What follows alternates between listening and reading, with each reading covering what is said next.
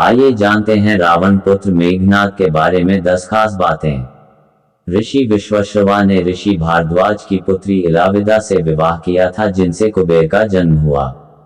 विश्वश्रवा की दूसरी पत्नी कैकसी से रावण, कुंभकर्ण, विभीषण और शूर्पणखा पैदा हुई थी। मंदोदरी से रावण को जो पुत्र मिले उनके नाम हैं मेघनाद, महोदर, प्रहस्त, विरूपाक्ष, भीकम, वीर। कहते हैं कि धन्यमालिनी से अतिक्या और त्रिशिरा नामक 2 पुत्र जन्मे, जबकि तीसरी पत्नी के प्रहस्था, नरांतका और देवतानका नामक पुत्र थे। नंबर 1, मेघनाद का जन्म। मेघनाद रावण और मंदोदरी का सबसे ज्येष्ठ पुत्र था। क्योंकि रावण एक बहुत बड़ा ज्योतिष भी था, जिसे एक ऐसा पुत्र चाहिए था जो कि महाबलशाली और महाप्रतापी हो, इसलिए उसने सभी ग्रहों को अपने पुत्र की जन्म कुंडली के 11वें लाभ स्थान पर रख दिया। परंतु रावण की प्रवृत्ति से परिचित शनिदेव 11वें स्थान से 12वें स्थान व्यय हानि स्थान पर आ गए, जिससे रावण को मनवांछित पुत्र प्राप्त नहीं हो सका। इस बात से क्रोधित रावण ने शनिदेव के पैर पर प्रहार किया था। वाल्मीकि द्वारा रचित रामायण के अनुसार जब मेघनाद का जन्म हुआ तो वह सामान्य शिशुओं की तरह रोया नहीं था, बल्कि उसके मुंह से बिजली की कड़कने की आवाज सुनाई दी थी। यही कारण था कि रावण ने अपने इस पुत्र का नाम मेघनाद रखा। नंबर 2, मेघनाद का परिवार। मेघनाद की पत्नी का नाम सुलोचना और पुत्र का नाम अक्षय कुमार था। हनुमान जी ने अक्षय कुमार का अशोक वाटिका में वध कर दिया था। कहते हैं कि इसकी एक और पत्नी थी जिसका नाम नागकर्ण था, जो पाताल के राजा शेषनाग की पुत्री थी। नंबर 3, स्वर्ग विजयी। मेघनाद अपने पिता की तरह स्वर्ग विजयी था। उसने इंद्र को पराजित कर दिया था। इंद्र को परास्त करने के कारण ही ब्रह्मा जी ने इसका नाम इंद्रजीत रखा था। मेघनाद का मूल नाम घननाद था, लेकिन इंद्र को हराने के बाद उसे इंद्रजीत, वासवजीत, शक्रजीत इंद्र कहा गया। नंबर 4, ब्रह्मा का वरदान। बंधक इंद्र को छुड़ाने के लिए जब ब्रह्मा ने आज्ञा दी तो मेघनाद ने इंद्र को बंधन मुक्त कर दिया था। इस पर ब्रह्मा ने कहा, वरदान मांगो।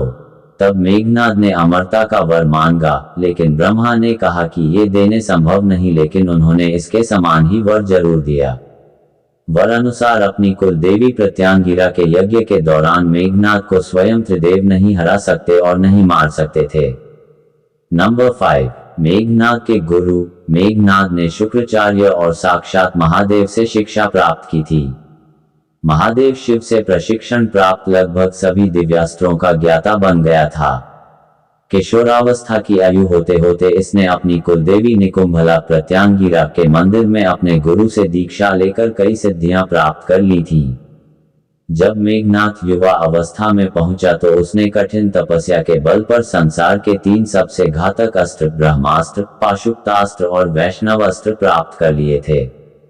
नंबर 6, अतिमहारथी योद्धा। आदिकाल से अब तक यही एकमात्र ऐसा योद्धा है जिसे अतिमहारथी की उपाधि दी गई है।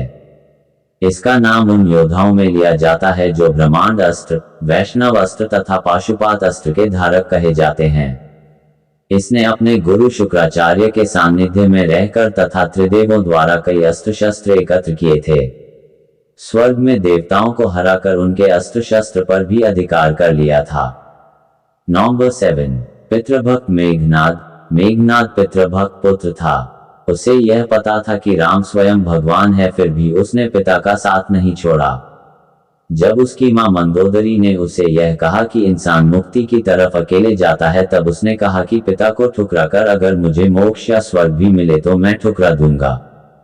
नंबर 8, मृत्यु का कारण। अपने विशिष्ट रथ पर अत्यधिक निर्भरता। अगस्त्य द्वारा बनाए गए कुछ नए दिव्यास्त्रों जैसे सूर्यास्त्र, इंद्रास्त्र आदि से अनभिज्ञता जो उसकी पराजय और मृत्यु का कारण बनी।